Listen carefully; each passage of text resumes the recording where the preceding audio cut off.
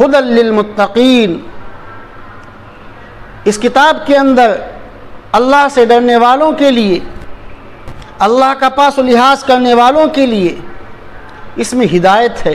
قرآن مجید کے سلسلے میں دوسری جگہ اللہ تعالیٰ نے ارشاد فرمایا کہ ہدی للناس، کہ اس میں ہدایت ہے لوگوں کے لیے، تاجروں کے لیے ہدایت، کام کرنے والوں کے لیے ہدایت، مزدوروں کے لیے ہدایت، امیروں کے لیے ہدایت، غریبوں کے لیے ہدایت، شہر والوں کے لیے ہدایت، دیہات کے رہنے والوں کے لیے ہدایت، عرب والوں کے لیے ہدایت، عجم والوں کے لیے ہدایت۔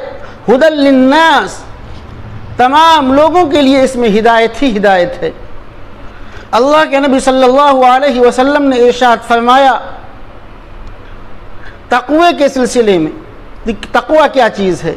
تو آپ صلی اللہ علیہ وسلم نے ارشاد فرمایا اپنے سینے کی طرف اشارہ کرتے ہوئے کہ التقوی ہا ہنا، التقوی ہا ہنا، کہ تقوی یہاں ہوتا ہے، تقوی یہاں ہوتا ہے۔ تو جو شخص اللہ سے ڈرے گا، اللہ اس کے لیے نیکی کے، ہدایت کے راستوں کو کھولتا چلا جائے گا، اور جو اللہ سے باغیانہ تیور، اللہ کا باغی بنے گا، فسق و فجور میں مبتلا ہوگا، نافرمانیاں کرے گا، تو اس کے لیے فسق و فجور کا راستہ کھلتا چلا جائے گا۔ کیونکہ اللہ کا معاملہ یہ کہ اللہ زبردستی نہیں کرتا ہے، اللہ جبر نہیں کرتا ہے، لا اکراہ فی الدین، دین کے اندر کوئی زبردستی نہیں ہے۔